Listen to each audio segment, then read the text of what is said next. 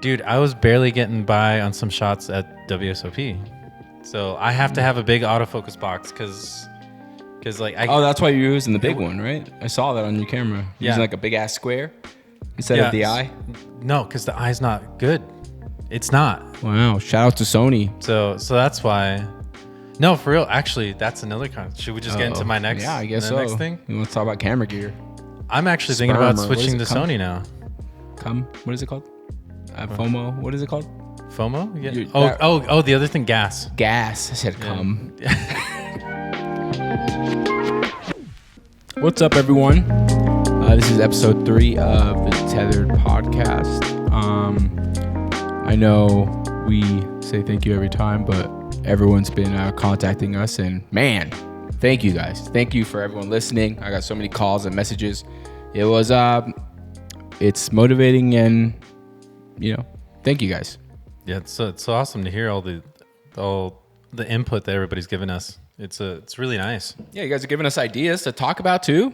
I know Manny hit me up with the Balenciaga idea, and I was like, I knew about it, but I was like, yeah, that's actually a good topic to talk about. Yeah. Even though we've both been busy, just doing so much work. But we did like a quick just looked up news videos just to see what it is. So we have like a very base level understanding of it. Yeah. Yeah. And since Enrique's schedule is pretty busy, we had to wake up at 6 a.m. to get this podcast started. Yeah. We've been recording later at night. Now today it's going to be, I think we're going to have to do mornings now, but it's fine. Whatever. We got coffee and energy drinks. We're good to go. Heck yeah.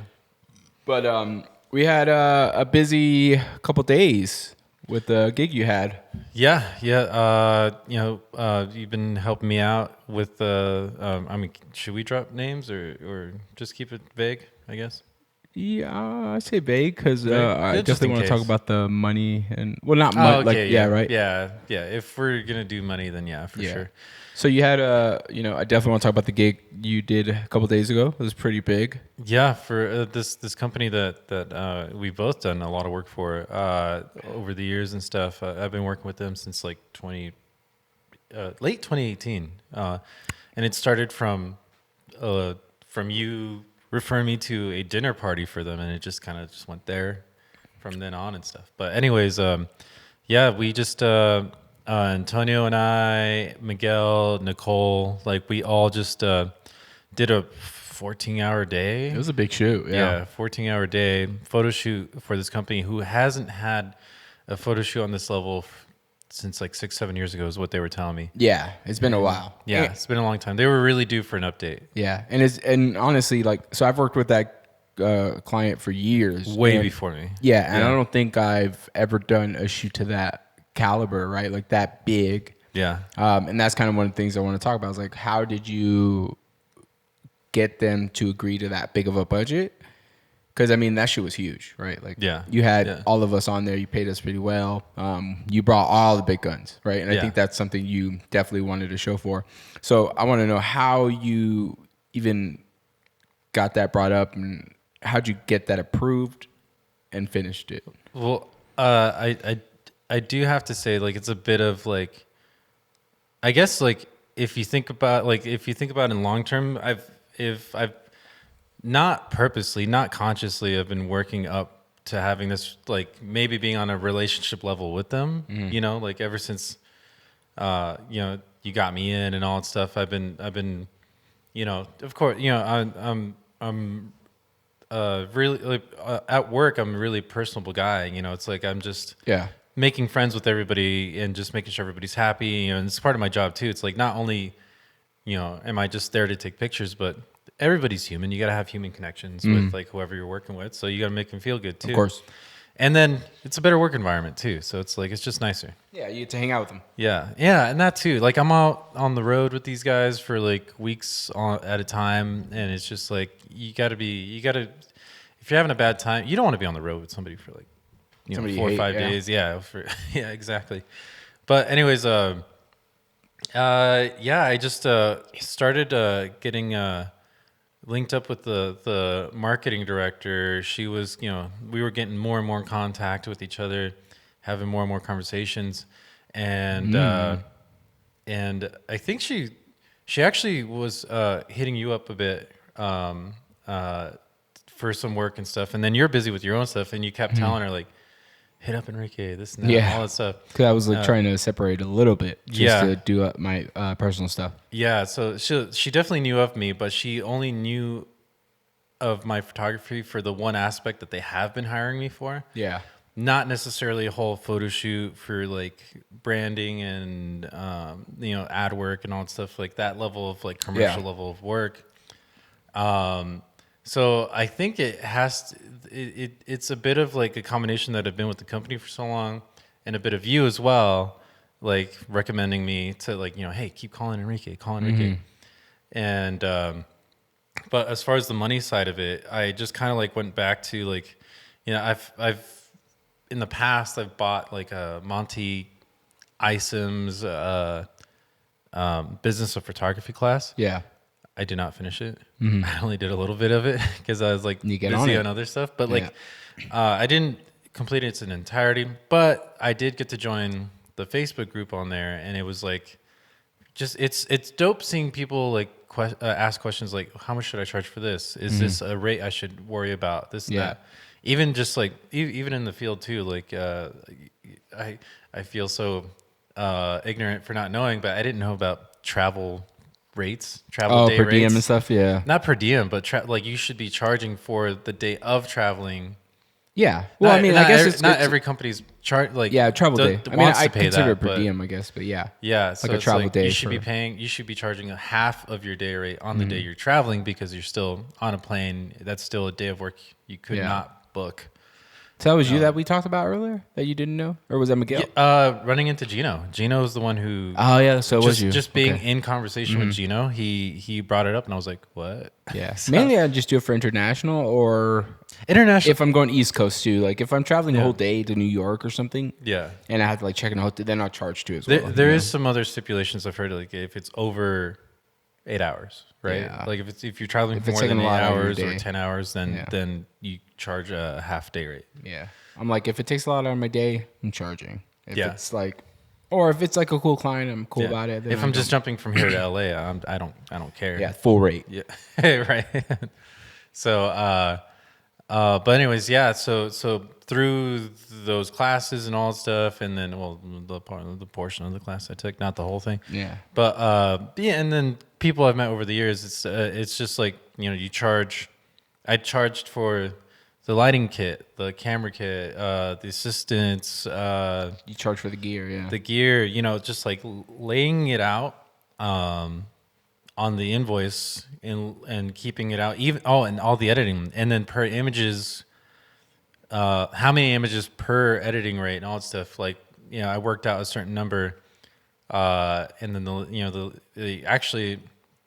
Oh, I'll get to that later. But anyways, so it's like. I'm charging so much per photo to edit and all that stuff because like it is going to be for all of their marketing stuff. So it's going to be, it needs to be clean, perfect, all that stuff. Some stuff like that we shot at the end is going to be harder to retouch and fix. So I'm actually, I'll hire that. I send that off. I got Yev's retoucher. So I'm going to send that stuff to him because I'm like, I will definitely rather pay someone else to deal with this. Yeah. Well, explain what that is, though, because what, a retoucher or what the situation was? Yeah, the situation because. Okay, so like the shoot we set up a really good shoot. I can text you the diagram that I drew on my whiteboard at home, so I can send it to you. Put it on the podcast. Yeah. For those who are watching video, you can check out the screen, but. It's just picture like some stick figure fucking I just drew it on my whiteboard, all that stuff. But like it was like we had a white seamless, a couple V flats. I think we used 7 lights, and what else? We had the innovative cart, and then we had V flats. Yeah, V flats. Scrim. Yeah, that's right. It's 6x6 foot scrim. The plastic sheets for the floor. Yeah, so that was like a tip that I got from Zach Arias's video about white seamlesses, and it's called at Home Depot. It's called Thrifty White Tile Board, and right now it's funny because like I went back to the Zach Arias video, and on the video it's like $12. Now it's $20. Damn. But that video went up 7 years ago, so it's a 7-year-old video. But yeah, so it got 2 panels of those, $20 each, and it's really good because for the women, it's the biggest deal for me because we're shooting on site at the casino, so we had to load in. They asked me if I wanted to rent a studio, and I actually told them no, I don't want a studio because it's going to be too hard to bring everybody on shuttles, buses. Because we're shooting like 25 people, probably, right? Yeah, and they wanted to do outfit changes and all that stuff too. Yeah. So, for logistics reasons and because everybody, pretty much the whole company's from out of town. So they're all staying at the casino we're working at, and it's like, all right. Yeah, they're all there, so why not just shoot I'll go location there, so that way people literally just come down from the hotel rooms and go there. And I think that was the best situation. Plus for the CEO and 100%. All the higher ups, we shot all their photos too. Yeah. It was best case scenario for in case they forgot something too. They could just go to the room and come back. Of course, which did happen, I think. Yeah. But yeah, so laying out the invoice is the best thing to do, and I like that because if they say it's too high, yeah, you can cut things out. Yeah, you can't just reduce the price just to reduce the price. You have to take something away, just so you can show there is value in the things you're doing. Yeah, and that's why it's good to put everything on there because if they're like, oh, can we cut 1,000? All right, no lights. Yeah. We're shooting outside. Oh, then we need the lights. So then it's like, So and it also on a perception way side of things, it's like, oh my God, like this price is so high, but look at all the things that we're bringing and all that stuff. And because I guess like in that scenario, like say they wanted, can we cut out the assistants? Like say they wanted to cut us out. Yeah. Like, all right, well then now we got to extend the time. Yeah. Which in turn is going to charge you even more because now I have to charge you more time. Yeah. Yeah. I just thought about that. I was like, if you want to cut the assistants out, cool. Well then I have to add 5 hours on that because I'm going to be fucking killing myself. Yeah. And you know what's funny? It's like, even though it's like, this is probably the most that we have like charged to this company, I think in the commercial photography world is probably on the low end actually. Oh, 100%. Like easily. But I think for this company, like this company, we're also kind of on the inside too with them because it's like because they give us well you don't work with them much anymore, but they give me a lot of work on besides that too. So it's like 100%. It's kind of homie hookup. Yeah, because when I used to work with them, I was making easily 6 figures, right, a year, and they were stingy to a point with their money, but they were kind of known. It was consistent. Like there was a lot of money coming in. I actually had a conversation with one of them too. It's like, I think the rate is low, but the amount of work you give us evens it out, and the perks, because you're paying for the lodging, you're paying for the travel and all that stuff. Normally, other photographers would have to pay and then get it reimbursed, but they're taking care of it for us. Yeah, so it's a mix though, because you do work a lot, long hours, you work a lot, but you make a lot of money as well. So it's a trade. Yeah, like, and you keep getting called back, so it's like So if it was another photo gig, I wouldn't do it. But for this company, it's like, I mean, I guess we could say it's poker, right? Like we can bring that up. It's a poker gig. There's not too many choices too. There's a lot of there's a lot of consistency in poker. You'll work like a week, 2 weeks straight sometimes. Yeah. And you're getting paid your day rate every day. Yeah. Freelancing, you get to jump between the different companies and all that, which is fun. But like on the other side too, like my last gig with this company was 2 months ago. I mean, like, end of September. September 20th, around that time. Yeah, I haven't worked for them until now, December. So and I think the reason that it's like cool to see is because like this gig was huge. Like I mean, it's safe to say it was more than 8K, right? For a day. Just one more down. Okay, 7K. Yeah. I mean, 7K for a shoot. I mean, that's good. You know. Yeah. So It was a long day, but you know, that's yeah. Like, I think for me, for a single invoice and single photo shoot, this is actually my most I've charged for one photo shoot. Okay. Yeah. Like I've made that amount of, like, I've made more than that amount of money in a month, but for one shoot for one day. Yeah. For a day rate. That's the most I've done personally. Yeah. So, I mean, it was great. I mean, I've never got that much from that client. So yeah. And on the other half too, like, you know, they paid that much. We brought the 7 lights, we brought the scrim, and everything was like taped down nice. Everything was clean. I made sure, with the help of you, Nicole, and Miguel, like, like I was like, hey, seamless. Like, I was like telling Nicole, hey, if you see a bag laying out, like if it doesn't look nice, clean it, because like they're paying a lot of money. These are executives that everything has to be on point and clean. Yeah. And I think you nailed it. I mean, literally, that's what you said in the beginning, and then at the end of the shoot, what did she say? Yeah. She literally said, like, this has been the best shoot. She pulled you and me to the side, She's like, this is the best shoot I've ever been on. Like, you guys made it so seamless. Everything was great. And I was like, that was Enrique. I was like, don't look at me. I was like, I'm here to help. Yeah. And I know I get annoying, like, with how particular I get on set. I mean, you know, that's what we're here for, right? We're here to help. Yeah. It's like, if it's not your way, then what the hell are we doing? What are we here for? Yeah. And I'm so happy that you and Miguel were on there. It's just like, and Nicole too. Nicole, Trooper, like, has never been in production before, and I just she did what she could. I wanted to bring the homie in too, just like to help out, and she's interested in just gigging. She had fun. Yeah, she had fun. Yeah, she definitely enjoyed it. It's funny because like I didn't know how bored she would be, and then I knew in the middle we wouldn't really need her as much. Yeah. So I actually had my Steam Deck there. I was like, hey, you can play it. Just don't play it in the room in front of everybody, but yeah, you can like. But she didn't, right?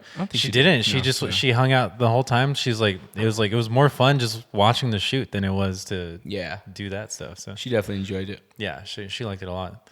No, I just thought that shoot was cool. I mean, you wanted to go all out. You definitely went all out.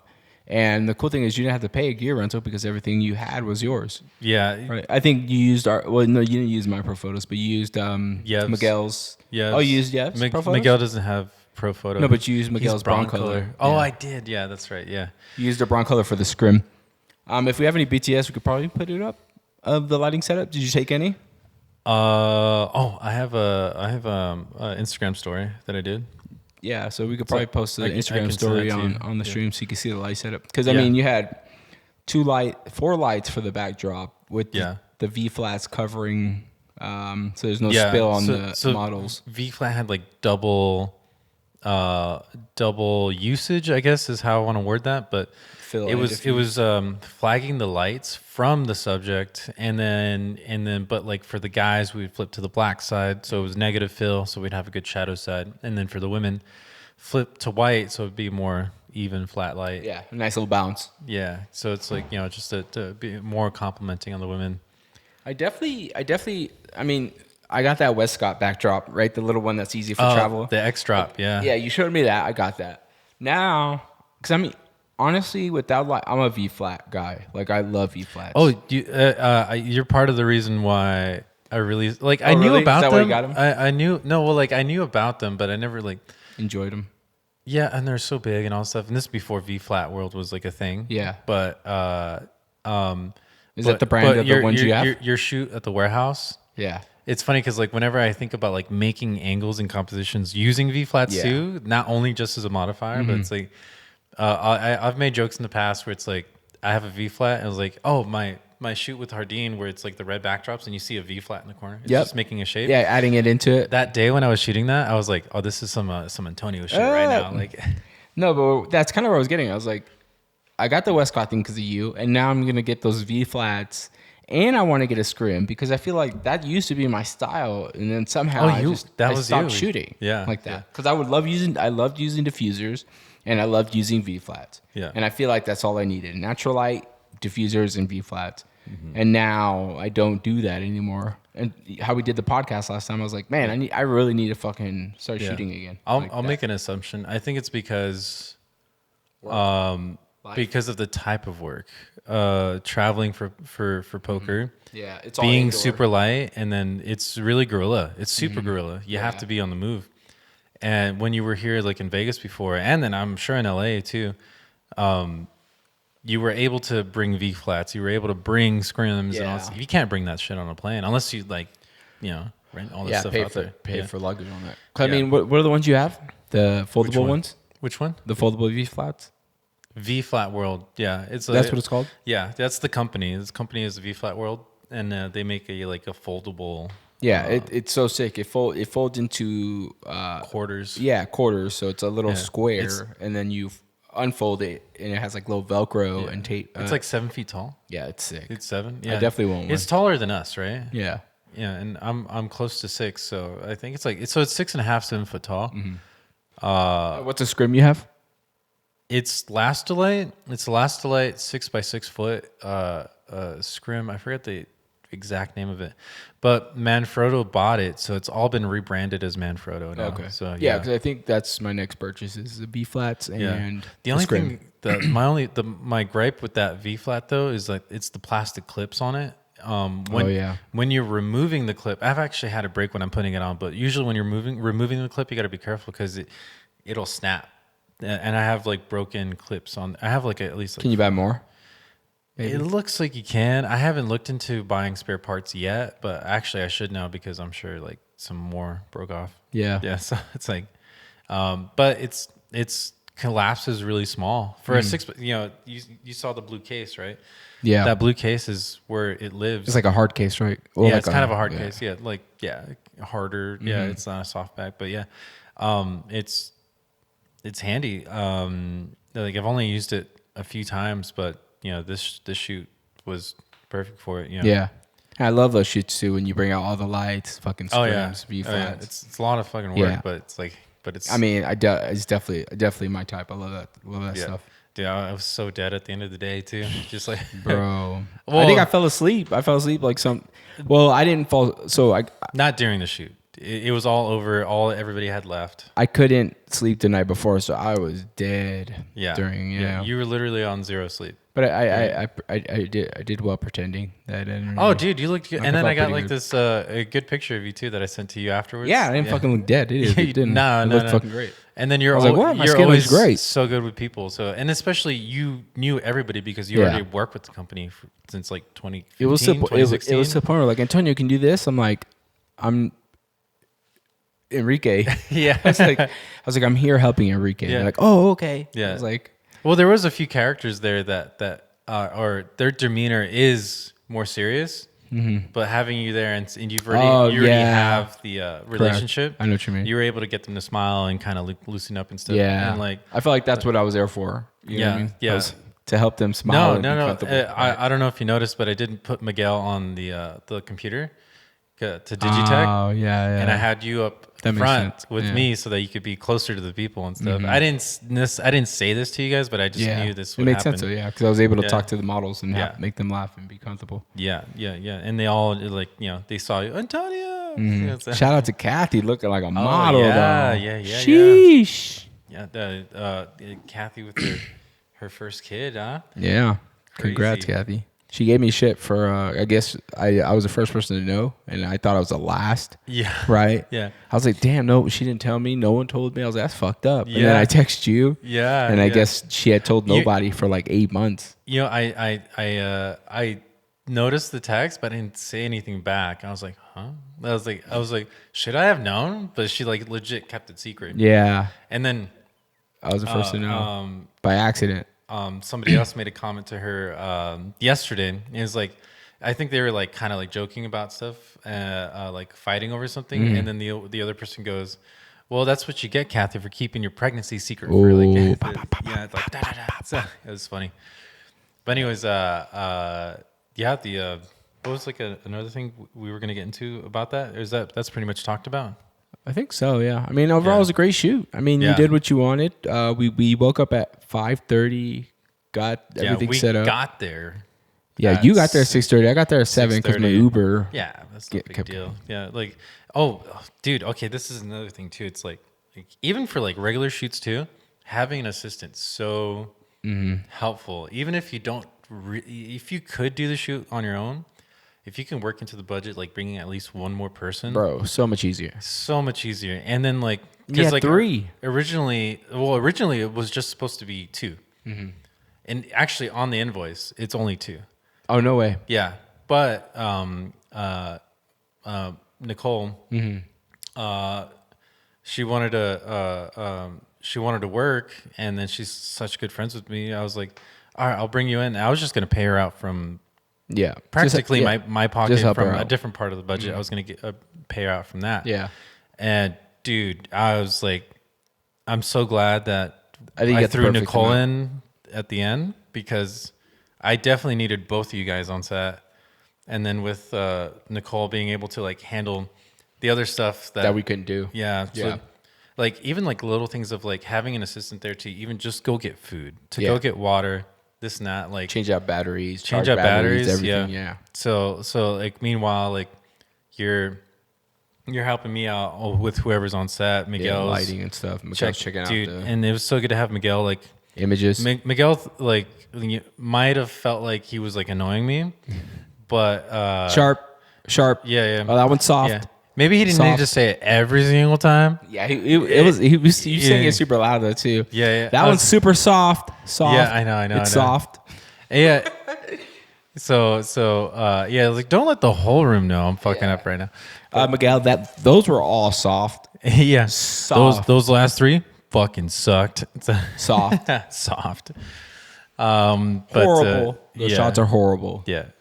No, she went great. But it was good because after that shoot for sure was like, I need to update my camera. I need to update the camera. I need to. It was so hard. It's human error, dog. Human error. No, it's not. It's not human error. I can't control how it focuses. You focus on the eye, bro. No, dude. No, they're old. They're old cameras. No, they're old cameras. That's a Z something. When you have a Nikon Z, it's new. Okay. It's new. Like, well, it's what, 2018? It's a 2018 model. Is it? Yeah, it got released in 2018. It's a 2018 camera. When did you get it? When I buy it? Yeah. That doesn't change the fact of how it focuses. If I buy, when did you get the camera? And you got a brand new. When did you get the camera? If I buy a 5D2, it's the same autofocus system of that year. Correct. But it's the 5D2 and the Zs are way different. The Zs have fucking fantastic autofocus systems. They don't. Okay. They're okay. Then why'd you buy it? They're okay because it's the only system that was out for Nikon that was out at the time. All right. I'm going to do some research. Dude, I was barely getting by on some shots at WSOP. So I have to have a big autofocus box because like that's why you're using the big one, right? I saw that on your camera. You're using like a big ass square instead of the eye. No, because the eye's not good. It's not. Wow! Shout out to Sony. So that's why. No, for real. Actually, that's another kind. Should we just get into my next? Yeah, I guess so. Next thing. You want to talk about camera gear? I'm actually thinking about switching to Sony now. What is it called? FOMO. What is it called? FOMO? Yeah. The other thing, gas. Gas. I said cum. Gas, boys. Oh man. Gear. Don't tell me. Gear. Addictive specs. What is it? Gear acquisition syndrome. Okay, some shit. Just some shit photographers. All right, so you're thinking about switching to Sony? Yeah, because I'm like I've always liked traveling, but I'm getting the bug like to travel real hard now, and yeah, I know that. It just sucked going with 2 systems. I traveled with my Nikon gear for the poker work that I did out overseas. Yeah, but then I brought my Sony kit, which I use for video. Yeah. To use in the Philippines and all that stuff to do that video work.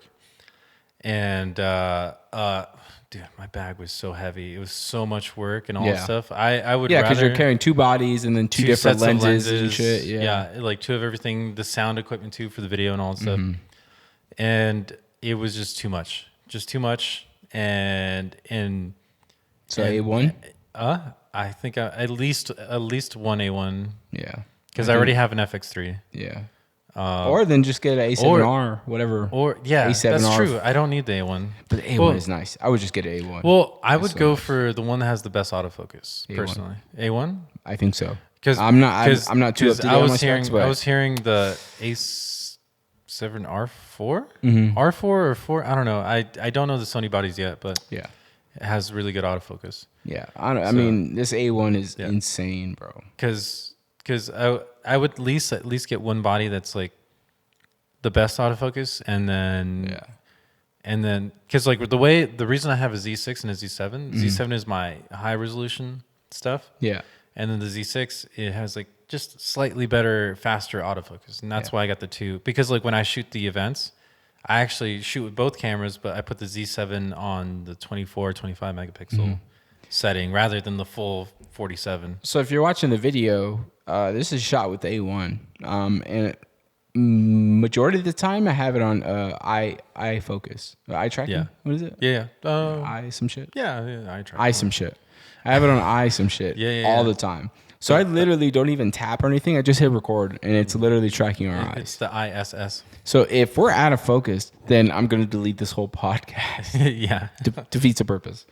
But yeah, man, this camera's great, man. A1, 50 megapixels, shoots 4K, 8K, 10-bit 422, and it shoots RAW, but you need the like an Atomos or something to it. You need an external recorder. Because I could have a lot of those settings with the Z9, but that does annoy me that it doesn't record internally. Yeah. Oh, it doesn't.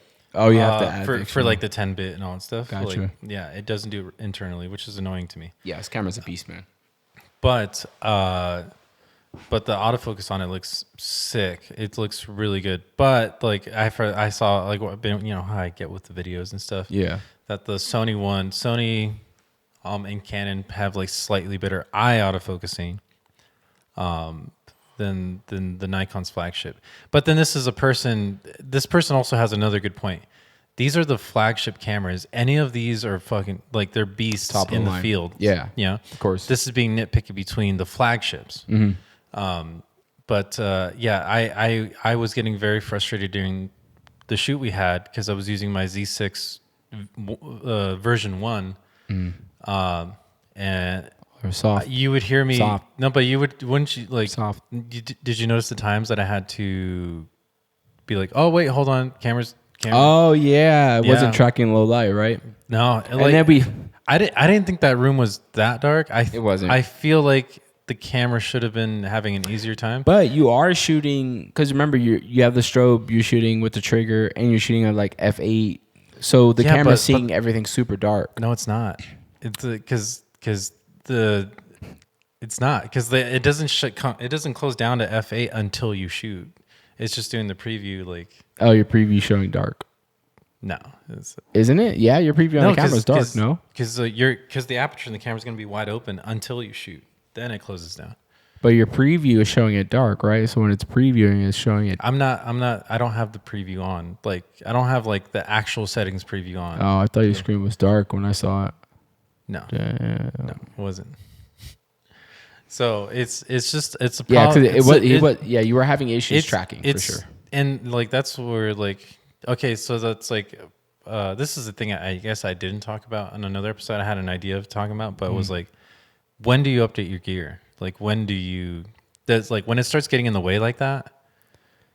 Do you update or? But this is one shoot. I'm not shooting like that all the time. I have a theory though, because I've had that issue, but it was only when I was tethered.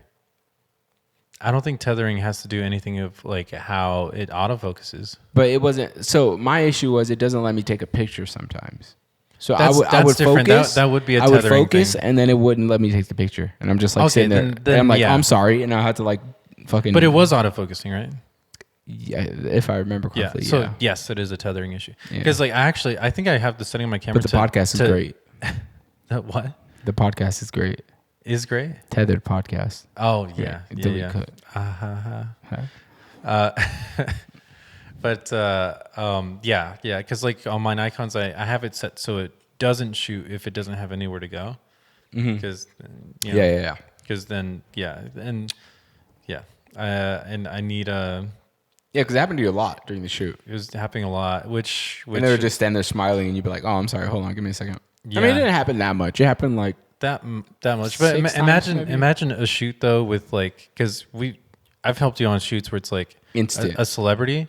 They say you have 15 minutes. And fucking 2. They show up.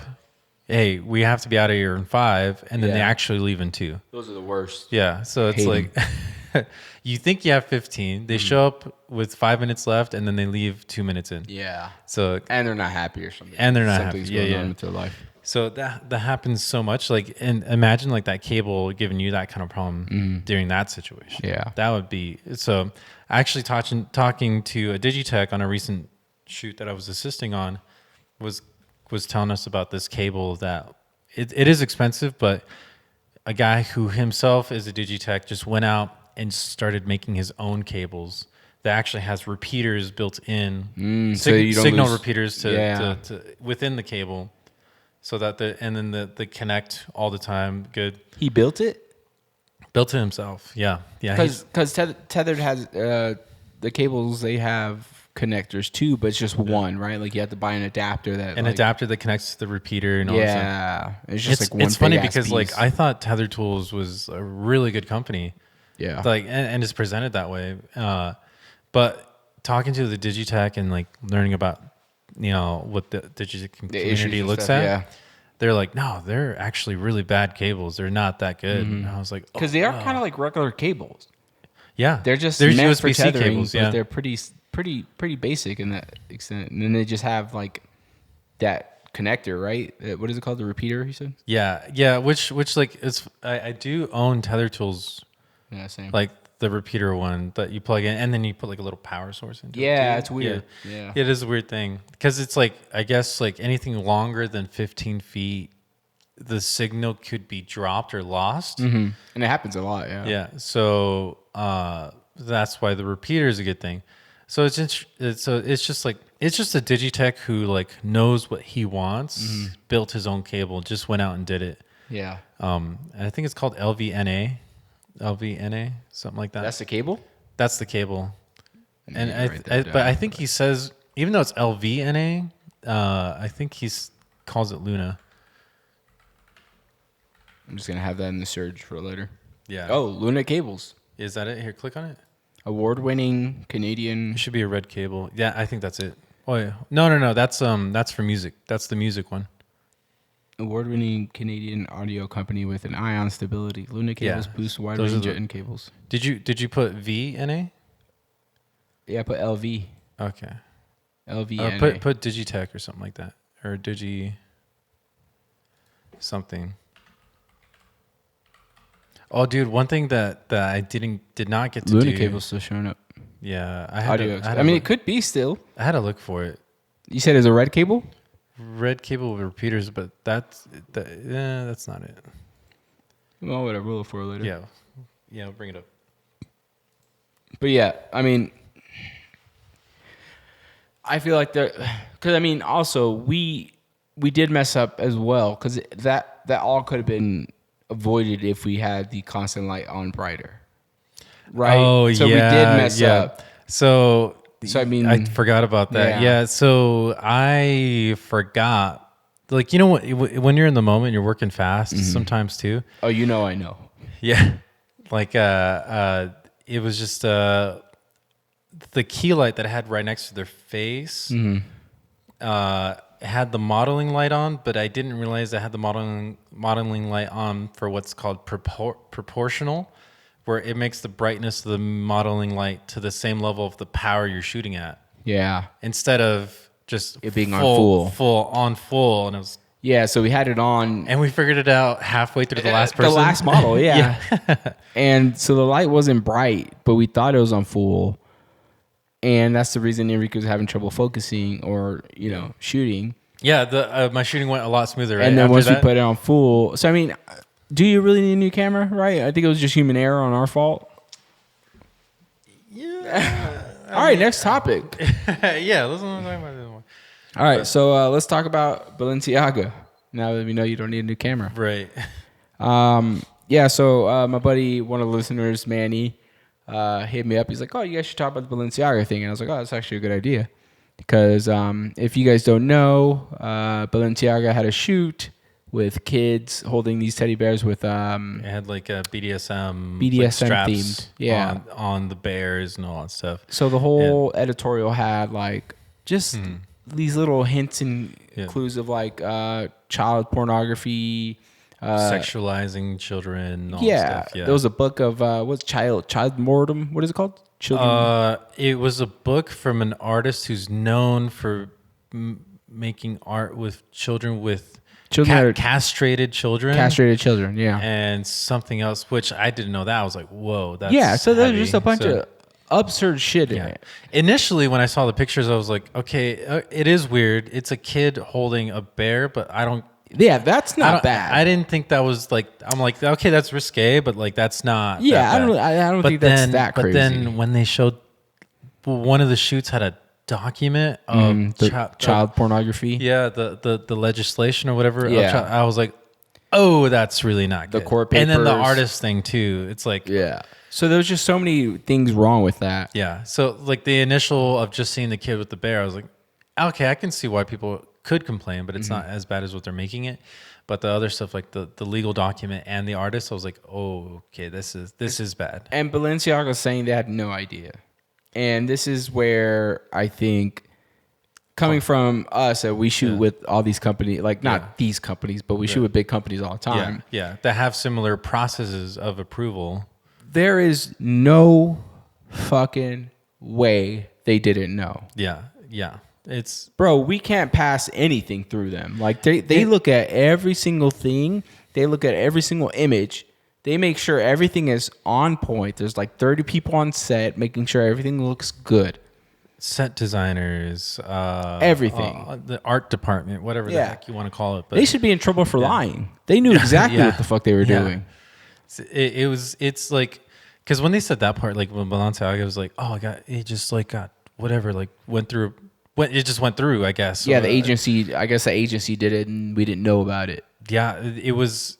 I was like, that's complete bullshit. Yeah, agency goes through them. Agency shows them, hey, this is what we're going to do. Yeah. Balenciaga approves it. Okay, this is the shoot date. People from the company go to the shoot to make sure everything is looking as good as they said it was going to.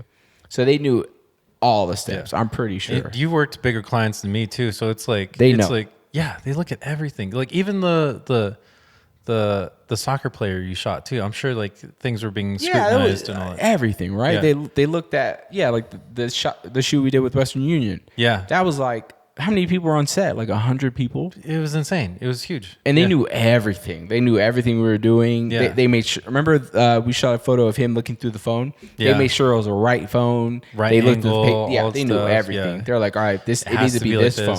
If it's not, we can't use it. Yeah. So we had to grab that phone for the player. It was just was your shoot with Billboard like that, or you had more creative freedom on that?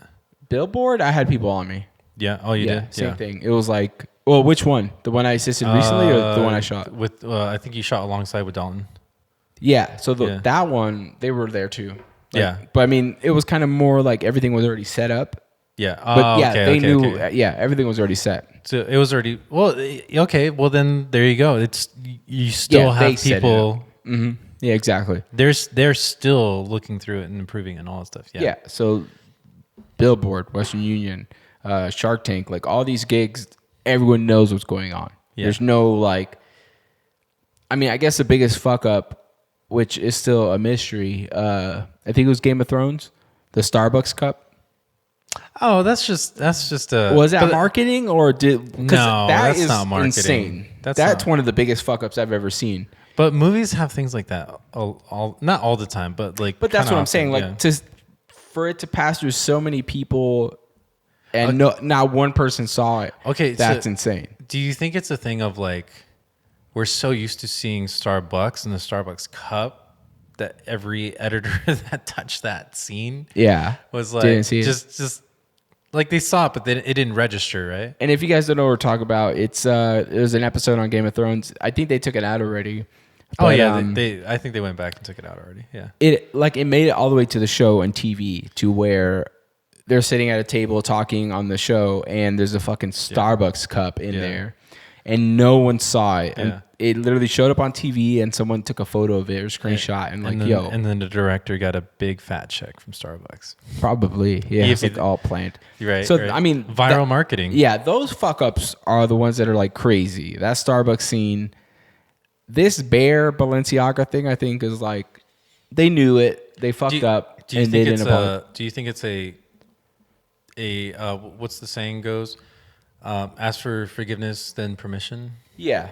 Ask for forgiveness. Or apologize later. I think it's dumb to claim that. Oh, like you just went through like my bad. Like it just like I don't think you can say we didn't know. Yeah, because and that's why I think they should be fucking canceled or whatever cancel culture wants to do to them. Because at the minimum, that's a big ass lie. At minimum, the creative director should be looking at all this stuff and approving it. And Balenciaga is hiring this person because they trust this person to deliver on the aesthetics that they want for the company or what Balenciaga wants. So whoever's this creative director, like he might be the last person that sees it. Obviously, I really doubt that the CEOs and stuff like. Sometimes I think they do. Yeah, well, they'll approve for Balenciaga and stuff. Yeah, but like, I mean, I don't know. Yeah, it's sometimes I just it depends assume, on how involved they are. Sometimes I assume like the CEOs or whoever just don't care. Not that they don't care, but they run the company but don't have time for stuff like that. Yeah. So, but I don't know. I think it's bad on them. They knew about the child pornography thing. So why are you putting that document in the shoot? Yeah. And then why are you picking out specific artists that do this kind of art of like children's stuff? So it's like none of it makes sense. It's fucking stupid. And if you're doing it on purpose, right now they're claiming, whoops, they right? Didn't know. Yeah. Okay, but whoever planned that shoot, whoever put the things together, why? What was the message? Because I thought about that this morning or yesterday. I was like, how was like. You want to be edgy and all this shit, but it's just not good. It's not good at all to be. That direction is just not good at all. It's horrible. Yeah. Horrible. So, yeah, I think that's where I lay. It's like they knew about 100%, and now they're acting like they didn't, and they're blaming someone else. And it's like, I think they should be in trouble for that shit because they 100% knew. Yeah, they had to. They 100% knew. They're like, we're going to be edgy and fucking talk about. It just doesn't make sense at all, bro. It doesn't make sense at all. No. So yeah, but cancel Balenciaga. I mean, I don't really care, but yeah, I just think they're guilty. That's it. Yeah. Yeah, I think that's all we wanted to talk about. Is there anything else? I mean, we'll just keep doing this every week. We'll try to knock this out every weekend. And my dumbass wanted to do two or three a week. Remember? I was like, it'd be easy. Yeah. I was like, 1 a week's good. I was like. No, because you said like 2 a week, 2, 3 a week. I'm like, Yeah, and like, it's easy, I was bro. like, can we do like 1 a week? Like we'll do that, and then But what's funny because like I was hesitant on doing the podcast at all. Mm-hmm. Like I was like, oh man, do I want to put this pressure on myself? And then after the first episode, I became like super gung ho. I love it too. Yeah, let's do it. So it's like because I can tell you're super into it because you'll like text me stuff or send me things, and I'm like, hell yeah, he's into it. And then you'll call me. I mean, it is easy, bro. Like we just come here, show up, and do it, right? Yeah. I think editing on my side will get easier. I think it already did. I literally did episode 2 this morning. Right? Yeah. Like that's what I want to keep is keep the audio recording and everything seamless. So it's just like easy workflow. So and I think social media and stuff will get easier too as well. Like all the social cuts. Yeah. Pretty good. Cool. Well, yeah, man. That's it. Enrique has to go work. I'm probably gonna go back to sleep. Yeah. But yeah, thanks for listening, everyone, and catch you on the next one. Yeah, keep it up. Later, Joe Rogan. Later.